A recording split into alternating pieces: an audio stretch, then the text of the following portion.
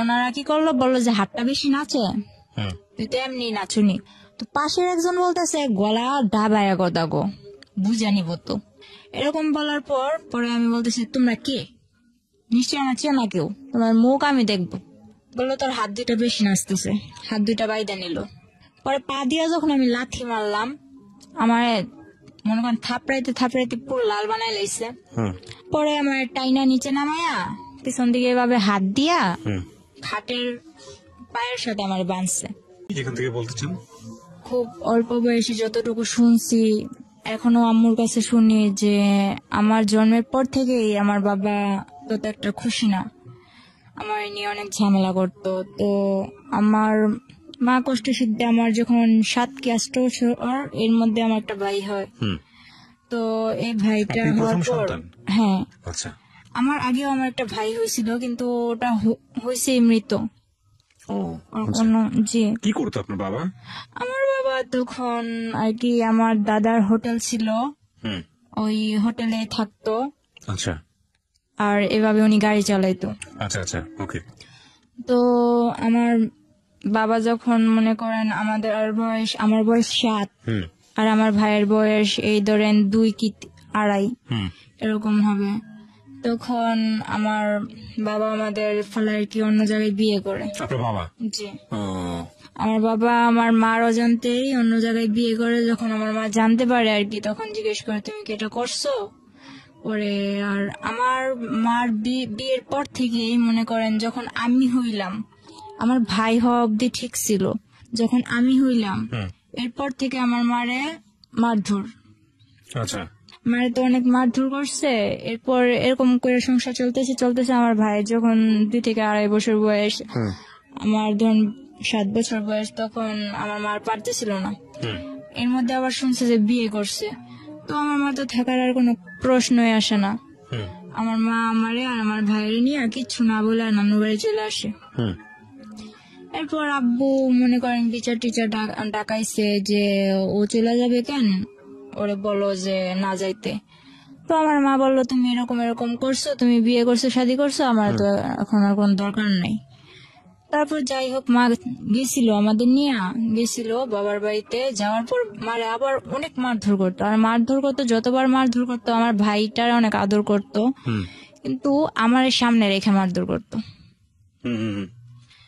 তো আমার ভাই যখন মনে করেন অনেক ছোট ছিল, তো আমার ভাইও তেমন একটা খানা দানা ঠিক মতো পাইতো না, আর আমার তো দেখতেই পারতো না আমার বাবা।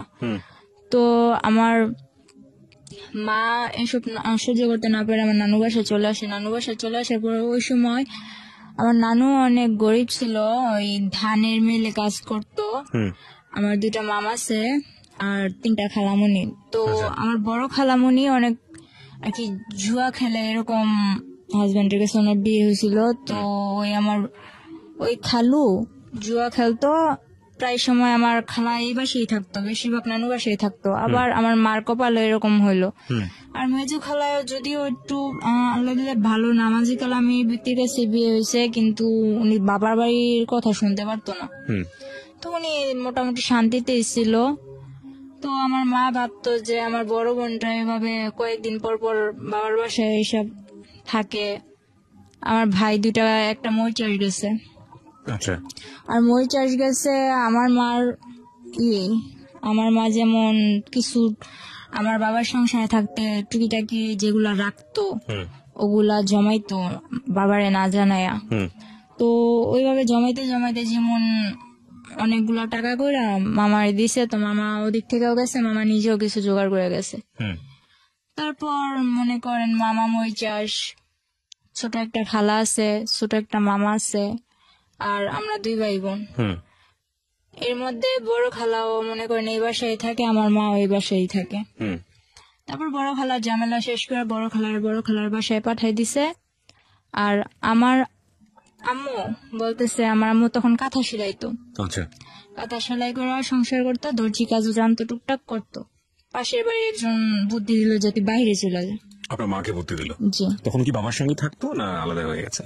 না, তখন তো আমার মা আলাদা ভাবে আইসা পড়ছে। আচ্ছা আচ্ছা, মানে আপনারা কি মার সঙ্গে থাকতেন না বাবার সঙ্গে? মার সঙ্গে থাকতেন দুই ভাই বোন। হ্যাঁ, এর মধ্যে আবার অনেক কিছু হয়েছে কি, যখন আমার মা আইসা পড়ে তখন 3 মাস পর আমারে আবার নিয়ে যাওয়া হয় আমার ভাইটা। বাবার বাসায়? হ্যাঁ, আমার ভাইটা দুধের বাচ্চা, আমার ভাইটা নিতে পারে না, আচ্ছা, তো আমার নিয়ে যায়। নিয়ে বলতেছে যে তুই বাবার সাথে থাকবি না তুই মার সাথে থাকবি। আপনাকে জিজ্ঞেস করেছেন? হ্যাঁ, তো কোনো দিন এতটা আদর করে নাই। আমার দাদু বাড়ির সবাই আমারে যতটা আদর তখন আমারে করছে যে তুই আমাদের সাথে থাকবি, মানে আপনাকে রাখার জন্য মূলত। কিন্তু আমার রাখতে পারে নাই। মানে আপনি ডিসিশন দিয়েছেন না আমি মার সঙ্গে থাকবো? আমি ওদের কাছে বলছি হ্যাঁ থাকবো, যখন বলতাম যে না থাকবো না তখন রাইগা যাইতো আর কি, একরকম করতো আমার সাথে। পরে যখন বিচার বসলো তখন আমি বললাম আমি মার সাথে থাকবো। আপনি নিজে থেকে বলেছেন?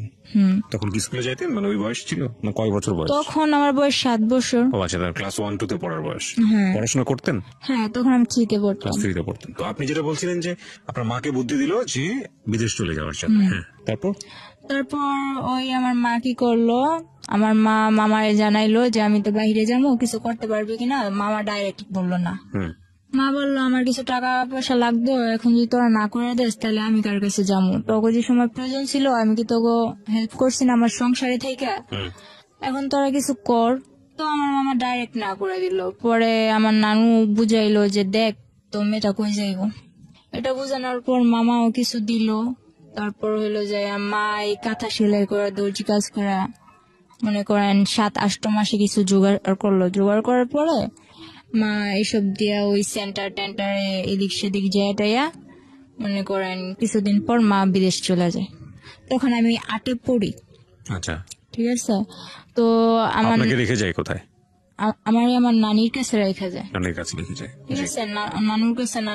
নানির কাছে ছোট মামা ছিল বাসায় আর ছোট খালা ছিল। তো আর আমার ভাইটারে আর আমার নানির কাছে রেখে যায়। আমার মা যাওয়ার 3 মাস পর আমার নানি মারা যায়। ওহো। আমার নানি মারা যাওয়ার পরে মনে করেন এখন তো আমার ছোট খালাটার সংসার হাল ধরলো। আমরাও খুব ছোট ছোট ছিলাম তখন। আমার মাদ্রাসায় দিল, স্কুল থেকে আইনা মাদ্রাসায় দিল। তখন ক্লাস 5-এ পড়ি। 5-এ পড়া অবস্থায় মনে করেন এখন আমার সামনে পরীক্ষা, এর মধ্যে আমার নানু মারা গেছে। আবার বলতেছে আমার ছোট খালামণির বিয়ে ঠিক হয়েছিল, 40 দিন যাওয়ার আগে বিয়ে দিতে হইব, নয়তো 40 দিনের পরে 18 মাস যাওয়ার আগে বিয়ে দিতে হইব। এগুলো কি বলেছে? এগুলো আর কি আশেপাশের লোকজন? হ্যাঁ, আশেপাশের লোকজন বলে যে মরার 18 মাস এগুলা বাছাবাছি করে আর কি ওনারা। তো এগুলা বলার পর কিছু করার নাই। নানি 40 দিন যাওয়ার পর 18 মাস যাওয়ার আগে আর কি 2 মাসের মধ্যে আমার খালামণির বিয়ে দিয়ে দেয়। তখন আমার কেবল 8 বছর, আমার ভাইটা 3 বছর। এরপর আমার নানু কি করবো, কিছু তো করার নাই। তো বড় খালার বড় মেয়ে যেটা আছে ওরে আনে, ও স্কুলে পড়তো, তখন এসএসসি দিছে, কলেজে ভর্তি হবে এমন সময় ওরা আইনা পড়ে।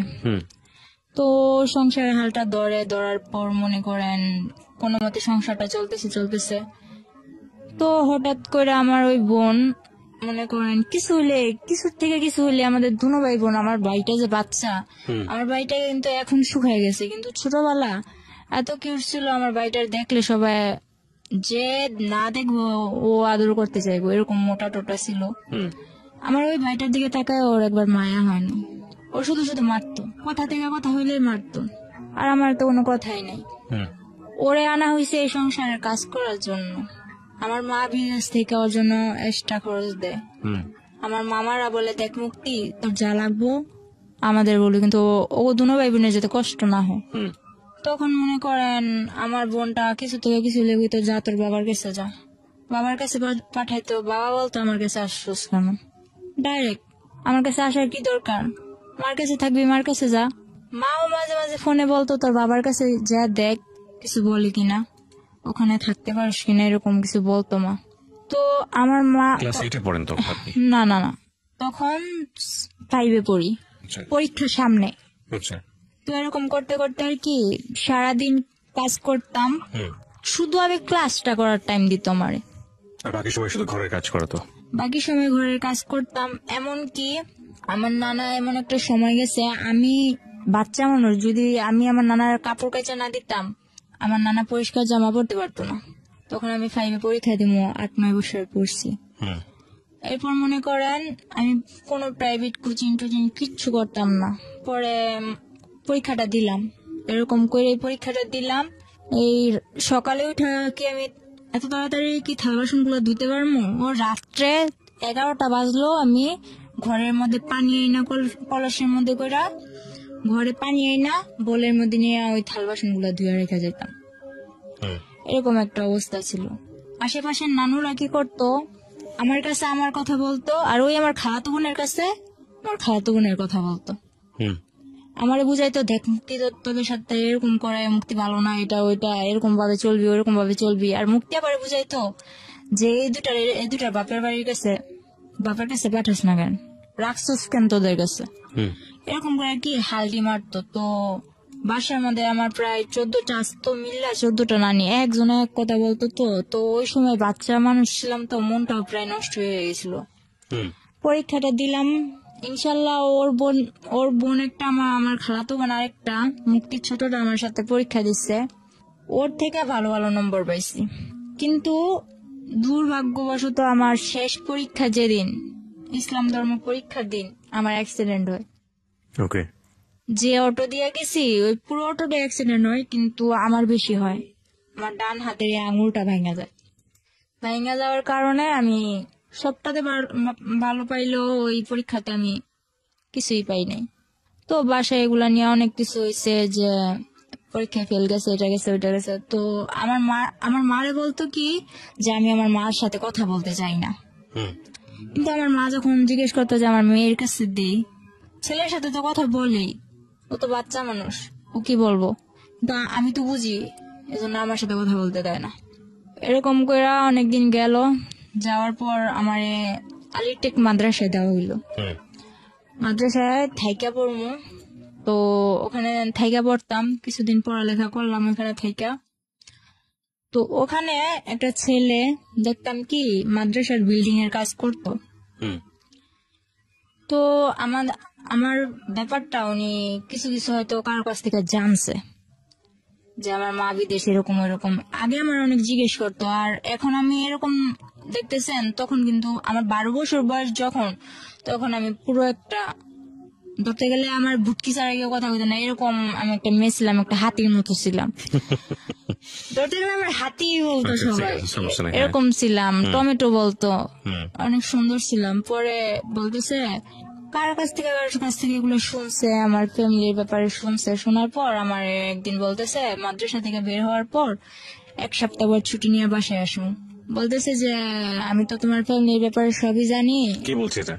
ওই ছেলেটার সঙ্গে আপনার কথা হতো? কথা হইতো না, কিন্তু পিছু রাখছে। আচ্ছা, কি নাম ছিল ছেলেটার? ফারুক। ফারুক, হ্যাঁ। ওই মিস্ত্রি কাজ করতো? হ্যাঁ আচ্ছা, রাজমিস্ত্রি। হ্যাঁ। পরে ও আমার ডাকার পর আমি যখন গেলাম, বললো যে আমি তো এরকম এরকম তোমার সম্বন্ধে সবই জানি। তো বললাম, তো আপনি জানেন আমার কি। আর আমার একটা স্বভাব ছিল কি, ছোটবেলা যতই আমার মারধর করুক আর যতই যাই করুক, একটা অনেক গুরুত্বপূর্ণ আমার কথা বলতেছে, কিন্তু আমি ঘোড়ার মতো ফালাইতেছি। মানে আমার কোনো কেয়ার নাই ওই সাথে। না। তো উনি ওনার মতো বইলা গেছে, আমিও আইসা বসছি। এরপর আমার মা বিদেশ থেকে ছুটিতে আসার ঠিক একদিন আগে আমার মামা 50,000 টাকা পাঠাইছিল। তো আমার নানা আবার কি করছে, ওগুলা ঘরে না রাইখা ওগুলা আমার খালামণি গো বাসায় রাখছে। আচ্ছা। আর আমার খালাতো বোন যেটা আছে, ওটা বড় খালাদের ঘর তুলবো, এজন্য ওগো বাসায় গেছে। তো আমি যেমন পারছি তেমন মনে করেন লবণ টবণ বেশি দিয়া শাক রান্না করছি। তো আমার নানা কান্না করে আর বলে যে মুক্তিরে তো আমি আনলাম, কিন্তু কোনো সায় পাইলাম না। তুই ছোট হইলো, তুই আমার যে লবণ বেশি দিয়ে হইলো ভাত মুখে তুলে দিতেছস, এটাই আমার কাছে অনেক। এগুলা বইলা নানা কান্না টান্না কইরা ওই লবণ ওলা শাক দিয়ে ভাত খেয়ে উঠে গেছে। তো নানা ও বাজারে গেছে, বোনও ওনার বাসায় গেছে, বাড়িতে আমি একা। তো একটা ব্লেন্ডার দিয়ে আমি আমার মেজো খালাগো বাসায়, যেটা বর্তমানে সুখে আছে আমার মা খালাদের সবার কাছ থেকে বেশি, আমার ভাইটারে বলি যে এটা নিয়ে খালামণিদের বাসায় দিয়ে। তো আমার ভাইটা ওখানে গেছে। ভাইটা যাওয়ার পর আমার সাথে এরকম একটা বিশ্রী ঘটনা ঘটে, আমি ভাবতে পারি নাই। হালকা শীত হালকা গরম, আমি লেপ নিয়ে শুয়ে আছি। এর মধ্যে দুইটা লোক বোরকা পরা, মনে করেন বোট জুতা পরা, চশমা পরা, আর কি চেনার কোনো ক্ষমতা নেই। বলতেছে যে আইসিয়াই চুলে ধরছে। চুলে ধরার মাত্র যখন আমি চিৎকার দিব, তখন মনে করেন টিভির সাউন্ড পুরো 100। আর আমার এক নানা, পাশের ঘরের নানা, উনি ফুল সাউন্ড দিয়া বক্স বাজাইতেছে। আর আমাদের বাড়ির সবাই মনে করেন দাওয়াত খাইতে গেছে। তো এমন সময় আসছে ওই 50,000 টাকা করার জন্য। এখন আমার জিজ্ঞেস করতেছে চাবি কই। তো আমি বাচ্চা মানুষ, আমি কি করবো? আমার শুধু এতটুকুই কথা যে আপনারা কে, মুখ দেখান আপনারা কে। তখন আমি হাত দিয়ে অনেক কালাবালি করলাম যে আমি মুখটা দেখবো, কিন্তু ওনারা কি করলো, বললো যে হাতটা বেশি নাচে, তুই তো এমনি নাচুনি। তো পাশের একজন বলতেছে গলা ডাবায় কথা গো, বুঝানি হতো। এরকম বলার পরে আমি বলতেছি তোমরা কে, নিশ্চয় আমার চেনা কেউ, তোমার মুখ আমি দেখবো। বললো তোর হাত দুটা বেশি নাচতেছে, হাত দুটা বাইদা নিল। পরে পা দিয়া যখন আমি লাথি মারলাম, আমার মনে করেন থাপড়াইতে পুরো লাল বানাই লাইছে। পরে আমার টাইনা নিচে নামায়া পিছন দিকে এভাবে হাত দিয়া খাটের পায়ের সাথে আমার বাঁধছে। এখন পা দিয়া লাইতেছে দেখে বলে যে পাটা বেশি নড়ে, পাটাও বাঁচছে। শেষে বেশি রকম চিল্লাইতেছে দেখা বাড়িতে তো কেউ নাই, সুযোগ আরো ভালোবাসে, আমার মুখটাও বাঁচছে। বাঁধার পর মনে করেন কিছুদিন আগে নানা নতুন ফ্রিজ কিনছে, ফ্রিজটার মধ্যে একটা দাম করে লাথি মেরে বললো কি যে সুখ বেশি হয়ে গেছে, ফ্রিজও আনছে করে। এটা বইলা ড্রয়ারটা ভাঙছে, কিছু পায় নাই। না পাওয়ার ফলে আমার 2-3টা লাথি মেরা আমার পায়ে নুপুর ছিল, ওই নুপুর গুলা নেয় নাই, কিন্তু কানে যে ধুল গুলা ছিল ওগুলা নিয়ে গেছে। কিছুদিন আগে আমার মা পাঠাইছে। তো এরকম করে নিয়ে যাওয়ার পর আমার মা আসার একদিন আগের ঘটনা এটা। পরে মনে করেন ওনারা চলে যাওয়ার পর অনেক কান্না, ওনারাও দরজা দিয়ে বের হয়েছে, পিছনের দরজা দিয়ে বের হয়েছে, সামনের দরজা দিয়ে আমার এক আত্মীয় আমার দেখা চিৎকার দিয়ে আমার খুলছে। তো পুরো গ্রাম একটা হস্তনস্ত বিষয় হয়ে গেছে। পরে আমার মা আসলো, মা আসার পর মা একদিন পর আসলো, আমি অসুস্থ, আমার মারতে মারতে প্রায় অসুস্থ বানায় ফেলছে একেবারে। মা আসার পর এখন প্রশ্ন দাঁড়াইছে একটা, আমার কানের দুলগুলা নিল কিন্তু নুপুর গুলা নিল না কেন? এটা সবই আমার একটা নাটক। আচ্ছা, মা বলতেছে আপনার এটা সম্পূর্ণ নাটক? না, মা না, তাহলে মার কাছে বাড়ির সবাই বলতেছে, ওই আমার খালাতো বোন বলতেছে যে ওর এটা সম্পূর্ণ নাটক, আমি আমার বাসায় গেছি এই কারণে ওই নাটকটা করছে। ওর বাসায় গেছে ওদের ঘর তুলবে এজন্য, আমি কেন নাটক করতে যাব? এরপর মনে করতেছেন, তাহলে আমি বললাম যে আচ্ছা আমি যদি নাটকই করি, আমি আমার মুখ বাঁধতে পারবো, আমার পা বাঁধতে পারবো, কিন্তু আমার হাতটা বাঁধবো কি করে? আমি হাতটা যে পিছনে নিয়ে এইভাবে বাঁধছে, ওটা তো আমার দ্বারা সম্ভব না। পরে বলতেছে তোর ভাইয়ের দিয়া করাইছিস। তো আমার ভাই তো না না না, আমি এই কাজ করি নাই, আমি কেন করবো, আমি তো খালামুনিকে বাসায় ছিলাম। এখন আমার মা আসছে, আমার মার সামনে তো আমার মারতেও পারে না, কিছু করতেও পারে না, খালি চোখ রাঙায়। তো মা কিছু অনেকটা না বুঝতে পারলো, কিছুটা অন্তত বুঝতে পারছে। মা বললো যে মুক্তি কি হয়েছে, তুই এরকম করতেছিস কেন? কয় না কিছু হয় নাই। পরে বললো যে খালামুনি আমার জন্য আনছো কি, তোমার তো আমি চেন আনতে বলছি। তো আমার মা তেমন কিছু আনতে পারে নাই। ওই মুক্তি আপার আম্মু যেটা আমার বড় খালামুনি, ওনারই মাথায় পানি জমছে। তো ওখানে আমার মা 40,000 টাকা দিয়া দিছে। এরকম করতে করতে ওই আমার খালাতো বোনের চেনটা দিয়া দিল, তা তো ওনার মন ভরলো না। এরপর মনে করেন আমার মামা বিদেশ থেকে আসলো, মামা বিদেশ থেকে আসার পর বিয়ে করানোর জন্য আমার মা আর কি অনেক কিছু করলো, যে ভাই বিদেশ থেকে আসছে, ভাইয়ের বিদেশ আর পাঠাবো না, বিয়ে করে দিব। তো মামা বলতেছে আমি বিয়ের পর বিদেশ যাবো। পর বলতেছে আচ্ছা ঠিক আছে তুই বিয়ে কর। তো আমার নানুদের পছন্দ দিয়ে আমার মামার বিয়েটা করানো হয়। বিয়ের 4 দিন পর, ঠিক 4 দিন পর আমার মামা আমার জন্য যে চেন আনছে, মোবাইল আনছে, মোবাইলটা তো আমার হাতে দেয় নাই, বলছে এটা তোর জন্য আনছি। ওই চেনটা আমার কাছে চাইলো যে মামা তোর চেনটা দিত। বিয়ের 5 দিনের দিন আমার মামি আইসা এরকম করে চেনটা দেখায় যে দেখ, এই যে দেখো তোমার মামা আমার কয়টা চেন দিছে। তো এটা বলার পর আমি অনেক কষ্ট পাইছি, মারে কিছু বলি নাই, তো মা লক্ষ্য করছে। আর বিয়ের 5 দিন হয়েছে মাত্র, কিন্তু আমার মামি করতো কি, আমার মার নামে যেটা হয়েছে ওইটাও আমার মামার কাছে বলতো, যেটা না হয়েছে ওইটাও আমার মামার কাছে বলতো। তো বিয়ের 1 সপ্তাহ হয়েছে, 7 দিন। 7 দিনের দিন আমার মা বললো যে তুই তো চলে যাবি, তো আমি যে তোরে, আমার মা বাইরে থাকা অবস্থায় আমার মামার 12 লাখ টাকা দিছিল। ওই আমার মামা আর কি আফ্রিকা যাওয়ার পথে মনে করেন দালালেরা বিক্রি করে দিছিল। তো টাকাগুলো দেওয়ার পর আমার মা বলতেছে যে ওগুলার কি করবি। তো এগুলো নিয়ে ওনাদের ভাই বোনেদের মধ্যে কি কথা কাটাকাটি হয়েছে আমি জানি না। আমার মারে অনেক মারলো। তখন সন্ধে মারতে মারতে আমার মার ভিতরে শুধু সেমিস্টার ছিল। আপনার ভাই মানে আপনার মামা? আমার মামা, আমার মা ছোট, ঠিক আছে।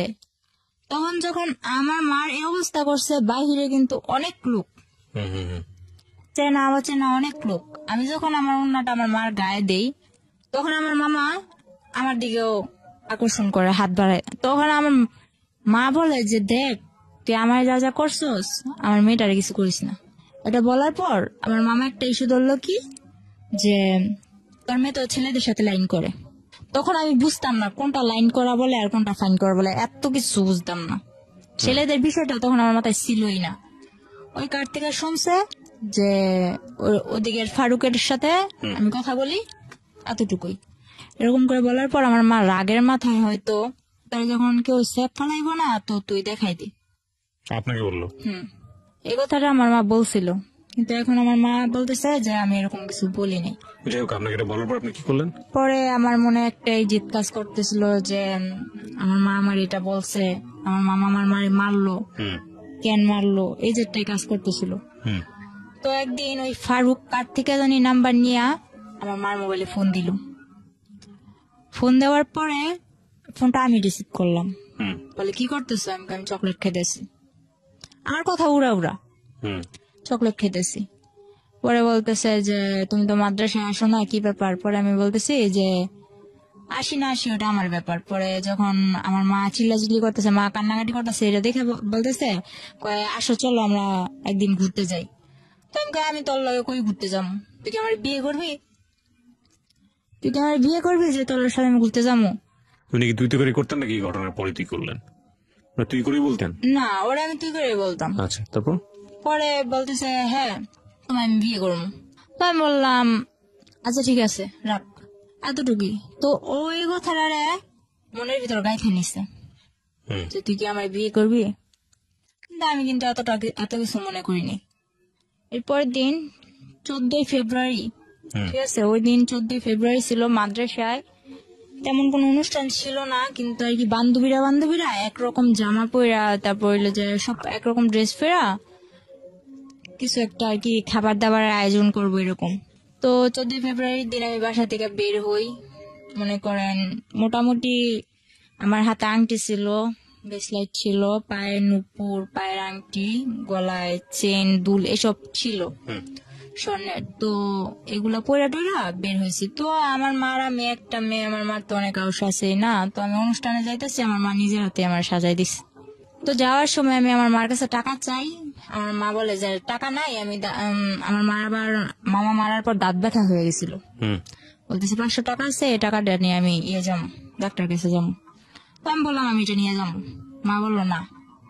তো আমি বলতেছি আমি এটা নিয়েই যাবো। মা বলতেছে না, এটা বললে মা মাঠে গেছে। তো মাঠে যাওয়ার পর আমি ওই টাকাটা নিয়ে মাদ্রাসায় যাই। মাদ্রাসায় যাওয়ার পর ওখানে তেমন কিছু হয়নি। মাদ্রাসায় যাওয়ার পথে ওই ফারুক বলতেছে কি হলো তোমার গাল টাল এরকম লাল কেন? পরে বলতেছে গাল টাল লাল কেন? এর আগের দিন আবার মার সাথে ঝগড়া লেগে আমার খালামুনি আমার 2-3টা থাপ্পড় দিছিল। কোন ক্লাসে পড়তেন তখন আপনি যখন? তখন আমি 6-এ। এত অল্প বয়সে? আচ্ছা, 6-এ। পরে মনে করেন 7-এ প্রায় উঠমু। তখন ও কি করলো, ফেব্রুয়ারি দিকে ও বললো যে চলো কই তোমার ডাক্তার কাছে নিয়ে যাবো। তো বললাম ডাক্তার কাছে যাবো। তখন ওই সময় আবার আমার মা মনে করেন, তখন আমার মা দেশে ছিল কিন্তু বাইরে যাওয়ার উদ্দেশ্যে। তো আমার মা বলতেছে যে আমি তো চলে যাবো, তুই তাড়াতাড়ি চলে আসিস। তো বলতেছে যে চলো। তো আমি বললাম যে কই যাবো? কই ডাক্তার কাছে। তো আমার একটা অভ্যাস ছিল কি ছোট থেকে, আপনি আমি চিনি না জানি না, আপনি যদি বলেন যে আয় ঘুরতে যাবো, ঠিক আছে আমি ঘুরতে যাবো, আপনি যেই হন ঘুরতে তো নিয়ে যাবেন। পরে মনে করেন এরকম করতে করতে ও 2-3 বার বলার পর ওই 14ই ফেব্রুয়ারির দিনই আমারে বললো যে তুমি আসো। তো আসতে বললো। এরপর আমার কিচ্ছু মনে নাই। ও নাকি ও আমার নিয়ে যাওয়ার পর আর কি বলছে যে আমার ডাক্তারের কথা বলে ও নিছে, কিভাবে নিছে, কোত্থেকে নিছে, এটাও আমার মনে নেই। ও আমার নিছে যখন আমি গাড়িতে, তখন আমি ওরে বলতেছি যে কিরে তুই আমার কই আনছোস, আমি এখানে কেন? তো গাড়ির মধ্যে আমি অনেক বড় একটা চিল্লাচিল্লি আর কি মানুষ জড়ো করে নিছি। তখন আমি কক্সবাজারের ওদিকে আমার নিয়ে চলে গেছে, কক্সবাজার অব্দি, কিন্তু আমার হুঁশ নেই। ডাক্তারের কথা বলে আপনাকে কক্সবাজারে নিয়ে যাচ্ছে। কিন্তু আমি যে গাড়িতে উঠছি এটাই তো আমার মনে নেই। কিছু একটা খাইয়েছে আপনাকে? কি করছে তাও আমি জানি না। আচ্ছা। পরে মনে করেন আমার যখন আমার সজ্ঞান আসে যে আমি ওর সাথে এত দূর কেন, বা রাত্র হয়ে যাইতেছে, আমার মা তো টেনশন করবো, তখন কিন্তু আমার হাতে একটা ফোন ছিল, কেউ জানতো না, আমার মাও জানতো না। তখন আমি এফএম শুনতাম, ওই ফোনটা কেউ জানতো না আমার কাছে আছে, আমি কি আমার মাও জানতো না। পরে ওই ফোনটা দিয়ে আমি গেমস খেলতাম, সিম টিম কিছু ছিল না। তো সিম টিম কিছু ছিল না, একটা মার সিম ছিল। মার সিম থাকাতে যে আমি মা থেকে নিছি যে মা এই সিমটা আমার দরকার, কারণ সিম ছাড়া আমি এফএম শুনতে পারতেছি না। তো ফোনে এত কিছু বুঝি না, ওই এফএমটাই শুনি আর করি, গেমস খেলি। এরপর ওই মোবাইলটা ছিল আমার সাথে, পরে বলতেছে তোমার সাথে মোবাইল আছে, মোবাইলটা দাও। মনে করেন জোরাজুরি করে এক পর্যায়ে আমার থেকে ওই মোবাইলটাও নিয়ে নেয়।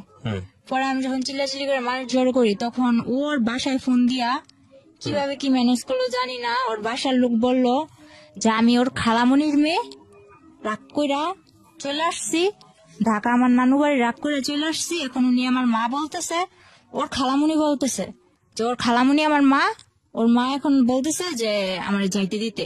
আমি একটু পাগলা টাইপের, আমার কিছু মনে থাকে না, তো আমার জিজ্ঞেস করতেছে তোমার বাড়ি কই। তখন আমি এটাও বলতে পারতেছি না যে আমার বাড়ি কই। মানে এটা কোথায় নিয়ে গেছে আপনাকে? এটা তখন কক্সবাজার। কক্সবাজার কার বাসায়? গাড়িতেই। গাড়ির মধ্যেই? হ্যাঁ, গাড়ির মধ্যে আমি চিল্লাচিল্লি শুরু করছি আমার কই নিয়ে আলি। আচ্ছা, ও গাড়ির লোকজনকে বলতেছে। আচ্ছা। পরে এক পর্যায়ে ওরে গাড়ির লোকগুলা ছেড়ে দেয়। ছেড়ে দেওয়ার পর চকরিয়া ওর খালাতো ভাই রুবেল ওর বাসায় নিয়ে, মনে করেন আমার 2 ঘন্টাও রাখতে পারে না। আমার পাগলামানি দেখে গিয়ে আমি বাসায় যাবো, আমি বাসায় ফোন করবো। তখন তো আপনি জানতেন না যে আপনি কই যাচ্ছেন, কোথায় যাচ্ছেন। হ্যাঁ, তখন ওটা কোন জায়গায় এটাও জানতাম না, কিন্তু ওরা কি বলতেছে আমি কিছু বুঝতেছি না। আমি খালি হা করে তাকায় থাকতাম।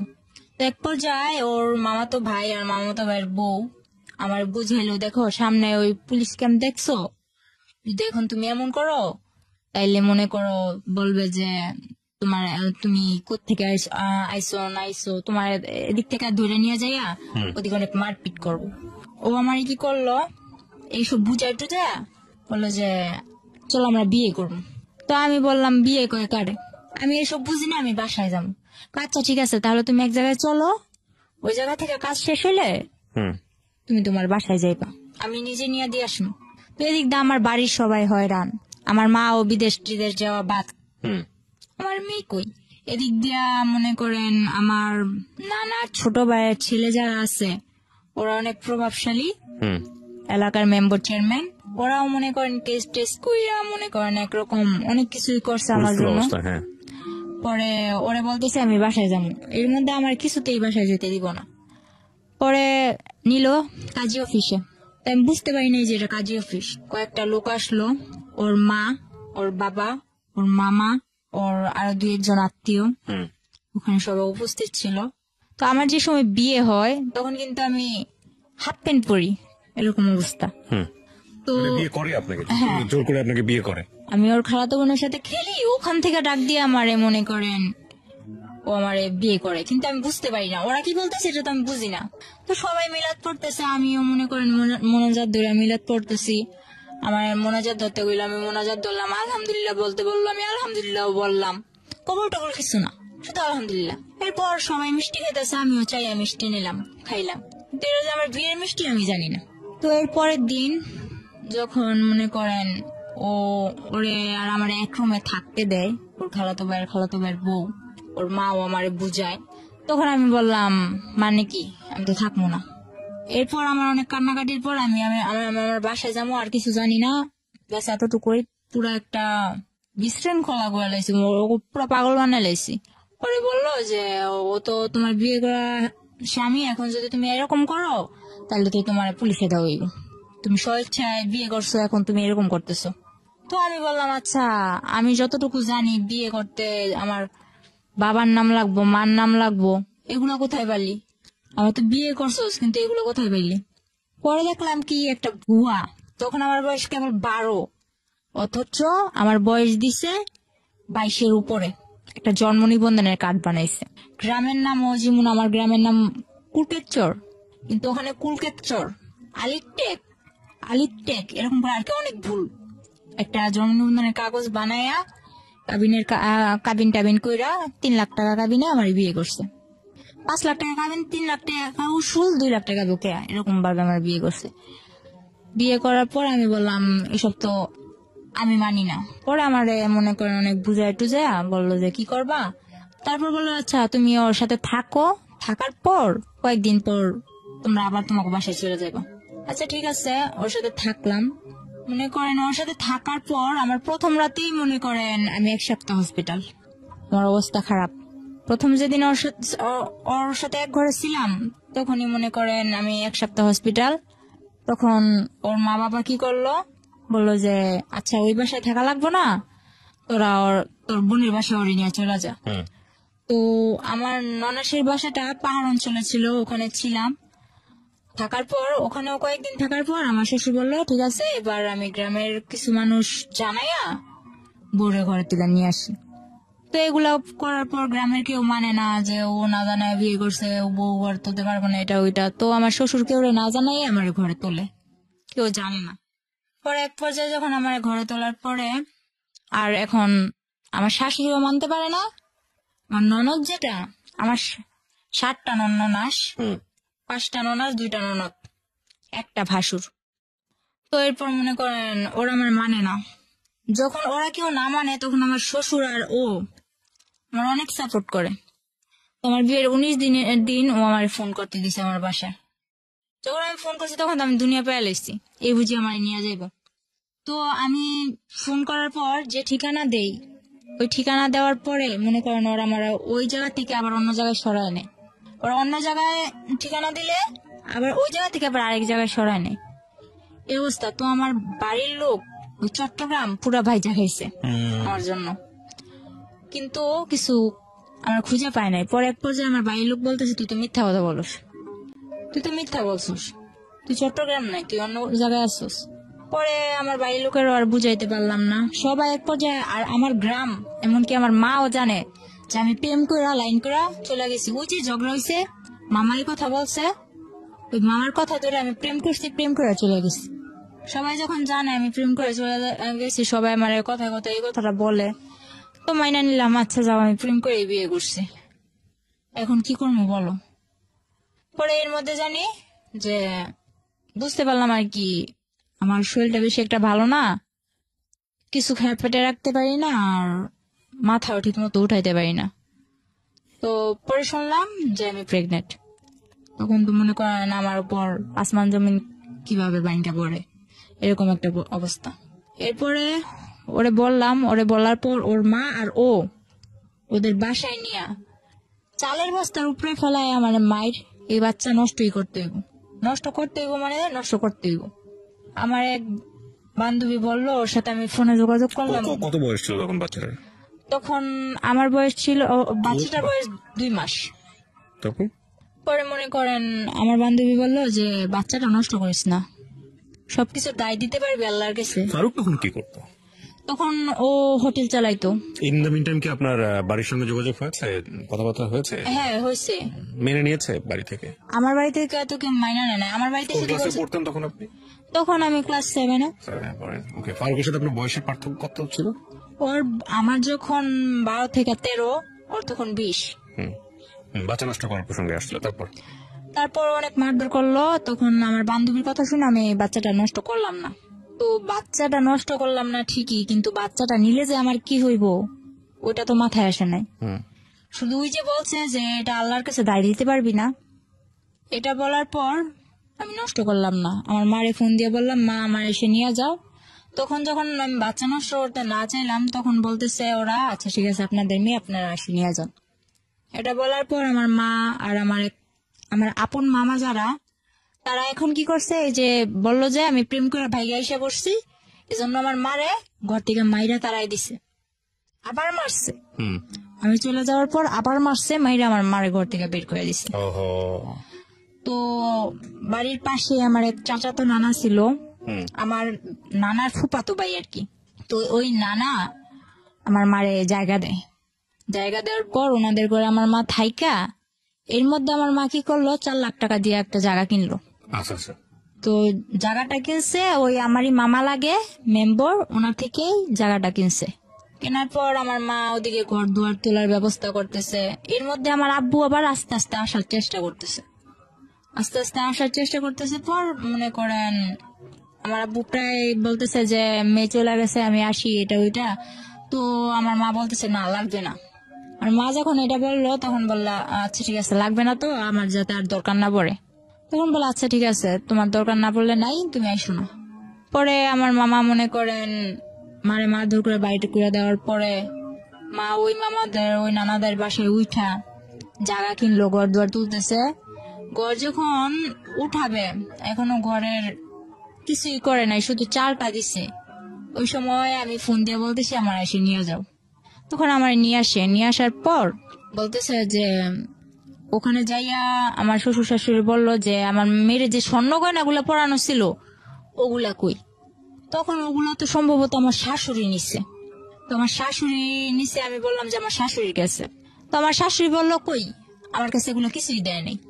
মা আমার নিয়ে এসে পরে, মা নিয়ে এসে ওই রাইতে আমার বলতেছে, যখন বুঝতে পারলো যে আমার কিছু একটা অন্যরকম, তখন বললো তুই বাচ্চাটা নষ্ট করে ফেল।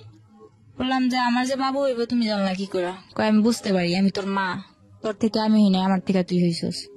পরে মাও বললো এই কথা। মা এই কথা বলার পর আমি ফারুকরে কল দিলাম, কল দিয়া এক রাইতে বললাম এখন এসে আমার নিয়ে যান, আমি ভাড়া বাসায় থাকবো, কিন্তু আমি বাচ্চাটা নষ্ট করবো না। বিয়ে তো মানুষের বারবার হয় না। তো আমার বিয়ে যখন হয়েই গেছে, আর সবাই জানে যে আমি প্রেম করে বিয়ে করছি, ভাইগা যায় বিয়ে করছি, তো সবাই যেটা জানে জানুক, কিন্তু আমি বাচ্চাটা নষ্ট করবো না। আপনি আমার বিয়ে করছেন, এটা আপনার বাচ্চা, আপনি এসে আমার নিয়ে যান। ডিটারমিন ছিলেন একদম। হুম। তো তখন আমার বয়স অল্প ছিল। আমার মা কি করলো, যেদিন ফারুক আসলো এর পরের দিনই কিন্তু ফারুক চট্টগ্রাম থেকে রওনা দিছে। আসার পর আমার নিতে আসছে ওর এক বন্ধুরে নিয়ে। নিতে আসার পর মা কি করলো, কিছু আয়োজন করে ওরাও খাওয়াইলো, বললো যে তুমি চলে যাও, আমার মেয়ে তো দিব না। তখন আমি বললাম যে আমি চলে যাও। তখন মা কি করলো, বাচ্চাটা নষ্ট করার জন্য আমারে পিল খাওয়াইলো, আমার গরম পানি করে খাওয়াইতে চাইছে অনেক জোরাজুরি করে। তো আমি গরম পানি করে খাই নাই। তারপর যখন এক পর্যায়ে আমার সাথে ধস্তাধস্তি করতেছে, পরে বললাম আচ্ছা খাবো, কিন্তু আমার ঠান্ডা পানি দিয়ে খাও। কিন্তু তখন আমি জানতাম না গরম পানি না খেলে কি হয়, ঠান্ডা পানি না খেলে কি হয়। কিন্তু আমি গরম পানি খাবো না, তোমার ঠান্ডা পানি দিয়ে খাও। ঠান্ডা পানি দিয়ে খাওয়াইলো, কিছু হইলো না। তো ওই রাতটা থেকে পরের রাত্রে আমরা আবার বাসে উঠলাম, শ্বশুর বাড়িতে যাম, যাই হোক শ্বশুর বাড়িতেই থাকবো। তো গেলাম, যাওয়ার পর ওখানে মনে করেন 3-4 মাস ভালোই কাটলো। কিন্তু আমার শ্বশুর বাড়িতে আমি ছোট অক্ষে সংসারের হাল ধরেন সবটাই ধরছি। সারাক্ষণ গরুর গোয়ালে পড়ে আছি, 4-5টা গরু পালতেছি, মুরগি তো মনে করেন খোয়ার ভর্তি মুরগি, হাঁস, গরু, ছাগল সবকিছু করতেছি। তো এর মধ্যে করলো কি, আমি বললাম যে আমি পড়বো, আমি পড়ালেখা করতে চাই। এই কথাটা আজ পর্যন্ত কেউ জানে না, এই যে আজকে আমি বললাম। আমার মা হয়তো শুনতেছে, আমার মাও জানে না। ও আমার স্কুলেও ভর্তি করাইছে, ঠিক আছে, ওর বোনের সাথে আমার স্কুলে ভর্তি করাইছে। তো স্কুলে ভর্তি করানোর পর ওখানে আমি ঠিক মতো ক্লাস করতে যাইতে পারতাম না, যেহেতু আমার বাড়িতে সংসারে কাজ করা লাগতো। আমি রান্না বান্না করতাম, রান্না বান্না করে গরুর কাজ করতাম, সংসারের যাবতীয় যা কাজ করে যদি সময় পাইতাম তাইলে আমি ক্লাস করতে যাইতে পারতাম। তো ওই সুখটা আমার কপালে বেশি দিন সয় নাই। মনে করেন কিছুদিন পর মানে এই কাজ নিয়ে একটা ঝগড়া হইলো আমার ননদের মধ্যে। আর আমার ননদ অনেক ছেলেদের সাথে মনে করেন ফোনে কথা বলতো, আবার ফেসবুক এসব চালাইতো। তো ছেলেদের সাথে ওর অনেক ঘনিষ্ঠতা ছিল। পরে ও দোষ করতো, কিন্তু দোষগুলো আমার উপরে চাপাই দিত। আমার হাতে মোবাইল দিছিল তখন, ফারুক আমার হাতে একটা মোবাইল দিছে, ও বাইরে থাকলে আমার ফোন টোন দিত। তো কিন্তু আমি মোবাইলের কিছু বুঝতাম না, তো আমি বললাম কি যে তুমি যে আমার দোষটা পাও, তুমি পাইছো কি? যখন আমি একটু কড়া ভাবে আমার ননদের আমি ধরলাম, তখন আমার ননদ আমার মারলো। ননদ আর শাশুড়ি মিলে দুইজনই মারলো। এদিক দিয়ে আমি কিছু খাইতে লইতে পারি না, শুকায় কাঠ হয়ে যাইতেছি। আমার তখন 5-6 মাস হয়ে গেছে, বাবু হবে কাছে এসে ডেট। এর মধ্যে ওরা আমার মারধর করে আর কি সহ্য করতে পারছিলাম না। পরে এর মধ্যে আমার ফুফাতো বোন যেটা আছে, এটা আমার জামাইয়ের সাথে মনে করেন যোগাযোগ করা শুরু করলো। আমার ফুফাতো বোন, আর বাবার সাথে আমাদের কোনো পরিচয় নাই, কিন্তু আমার ফুফাতো বোন যোগাযোগ করে। পরে কি করলাম, মারে বললাম মা আমি বাসায় চলে যাব। পরে ফারুক আইসা আমার যে সময় আমার 4 মাস শেষ 5 মাসে পড়বো, এমন সময় ফারুকে আবার আমার বাসায় দিয়ে যায়। এই দিয়া যাওয়াই যাওয়া, আর কোনো খবর পাত্তা কিচ্ছু নাই। আমার বাবু হওয়া অবধি, আমি আমার বাবু হওয়ার 3 মাস পর শ্বশুর বাড়ি গেছি, এ অবধি না 2 টাকা খরচ, না আমার কেউ দেখতে আসা, না কোনো কিছু। মা তো মনে করেন একদম আমারে একটার পর একটা খোঁটা দিয়েই যাইতেছে। সবাই দেয় প্রেম করে বিয়ে করছো, এখন কে লেগে এরকম হেলা করবো? তো প্রেম করে বিয়ে করছি না কি করে বিয়ে করছো, এটা তো তোমরা কইলেও বিশ্বাস করতেছো না। তো যা কর ওনারা ওনার মতো কয়ে যায়, আমিও আমার মতো শুনি। তো ফারুকরে বললাম যে এবার কি করবা, আমার তো তোমরা কেউ দেখতে আসো না, আমি কি করবো বলো, আমি কি জবাব দিব? তো এক পর্যায়ে ও বললো যে তোমার কিছু জবাব দেওয়া লাগবে না বাবু, আমি আসবো। তো হঠাৎ করে একদিন বললো আসবো, ঠিক আছে ও আসলো। ও যেদিন আসলো তখন ওই দিনই, ঠিক ওই দিনই আমার বাবু হইব। তো ওই দিন আমার ডেলিভারি হইলো। ডেলিভারি হওয়ার পর ও আমার মার হাতে, আমার ডেলিভারি হওয়ার সময় প্রায় খরচ গেছিল 12-13 হাজার টাকা, কিন্তু ও আমার মার হাতে খরচ দিল মাত্র 2,000 টাকা দিয়া। পরে বলতেছে যে আমি এবার আমার বাসায় যাওয়া লাগবো। শুধু মেয়েটার মুখ একবার দেখা বাসায় আনার পর, ও মেয়েটার মুখ দেখা ও বলে এবার আমার বাসায় যাওয়া লাগবো। তো ঠিক আছে, ও বাসায় গেল। বাসায় যাওয়ার পর আমার বলতেছে যে মিষ্টির জন্য টাকা পাঠাও, বাবু হয়েছে মিষ্টির জন্য টাকা পাঠাও। তো মা বলতেছে তাহলে তুমি যখন মিষ্টির জন্য টাকা যেতে পারো, তাহলে তোমার ওই দিক থেকে তো মিষ্টির জন্য টাকা পাঠাইবো। তো ওগুলা দাও। মা বললো যে তো ওগুলা দাও, বলে না আপনি পাঠান। তারপর মা বলতেছে তুমি যেগুলা দিয়ে পাঠাইবা বিকাশে পাঠানোর দরকার নাই, তুমি ওগুলা দিয়ে ওদিকে দিয়ে দাও, আর তুমি যেগুলা দিতা ওগুলা আমি আমার এদিক থেকে এগুলা দিয়ে মিটমাট করে দিই। এগুলা করার পর মার মধ্যে ওর মধ্যে অনেক কথা কাটাকাটি হয়েছে। আমার বাবুর যখন 3 মাস বয়স, পরে ও আসলো 2 কেজি মিষ্টি নিয়ে ওর বাবারে নিয়ে আসছে, অথচ আমার বাড়ি থেকে ওর 20 কেজি মিষ্টির দাম পাঠানো হয়েছে। পরে ওর বাবা এনে 2 কেজি মিষ্টি নিয়ে আসছে, ভালো কথা। আমার মা যা আপ্যায়ন করা লাগে করছে, করার পর আমারে আর আমার বাবুরে ওদের কাছে দিয়ে দিছে যা লাগে, মনে করেন দোলনা থেকে শুরু করে আমার বাবুর যা লাগে, আমার যা লাগে। আপনার সামনে দিয়েছে? হ্যাঁ হ্যাঁ। কেমন লাগছিল এই মুহূর্তে? ওই জীবনের প্রথম মুহূর্তে বাচ্চা। তো আমি আর কি, আমার যে বাবু হয়েছে, আমার বাবু কিন্তু আপনার বয়স কত ছিল এই সময়টাতে? তখন আমার বয়স 14। বুঝতেন মা তো সার্বজনীন, মার আবেদন তো সার্বজনীন, সেটা যে বয়সই হোক না কেন। এতটা বুঝতাম না, কারণ আমি জানতাম এটা একটা বাবু, কিন্তু এটা যে আমার মেয়ে, আমার বাবু, এটা যে আমার একটা অংশ, ওগুলো এত কিছু না। তবে বাবুটা হাত পা নাড়ায় আমার সাথে খেলে, বাস এতটুকুই, আর কিচ্ছু না। আর এর মধ্যে আমার সমস্যার কারণে আমি আমার মেয়ের বুকে দুধটুকুও খাওয়াতে পারিনি। তো আমিও হাসতে খেলতে খেলতে যে 3 মাস ছিলাম, তখন তো আমার মেয়ে কিনা জন্মের পর থেকে ওর যে হসপিটাল থেকে বাসায় নিয়ে আসছে, বাসায় নিয়ে আসার পর থেকে তো ওরও কোনো খোঁজ নাই, আমারও কোনো খোঁজ নাই। ও ঘুমাইতেছে আমার মার কাছে, আমি পাত ফিরে অন্য দিকে ঘুমাইতেছি। এটা যে আমার মেয়ে, কোনো দেখশন নাই, বুঝতামই না। তো 3 মাস তো এভাবে হেসে গেলে কাটাই দিলাম। ওখানে যে আমার জন্য কি অপেক্ষা করতেছে ওটা তো আমার এত কিছু মাথায় ছিল না। বললাম হ্যাঁ শ্বশুর বাড়ি যাবো, মেয়ে হয়েছে শ্বশুর বাড়ি যাবো।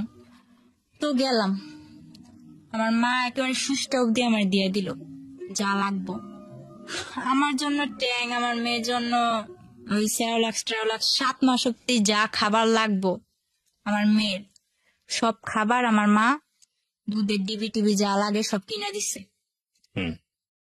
ওই বাড়িতে যখন পাটা রাখছি, রাখা মাত্র আমার শাশুড়ি কি করলো, কি আনছে পর যা নিছি আর কি, শুধু দোলনাটা ঘরের মধ্যে ঝুলাই দিছে এই বিনে, আর একটা সুতাও আমি চোখে দেখিনি। হুম। আমার মা 22,000 টাকা খরচ করে আমার মার গলার চেন বিক্রি করে আমারে এত সবকিছু কিনা এটা দিল। কিন্তু আমার মার চেন বিক্রি করার মূল্য রইলো কি? আমি তো কিছুই পাইলাম না যাইয়া, শুধু দোলনাটা ঝুলাই দিছে মাঝোটে। হুম। পরে আমার মেয়েটারে আমি তবু অনেক চেষ্টা করছি, একটু একটু মা বলছে যে বুকে দুধ খাওয়ানোর সুতা দিয়া তুই একটু রেস্ট নিতে পারবি, হুম। আরামে থাকতে পারবি। তো যখন আমি বলতাম যে আমার বাবুরে দুধ খাওয়াইতে হইব, তখন বলতো না, দুধ খাওয়াইতে হইব না। ওনারা ওইসব তখন আমার মেয়ে কি খাইতো,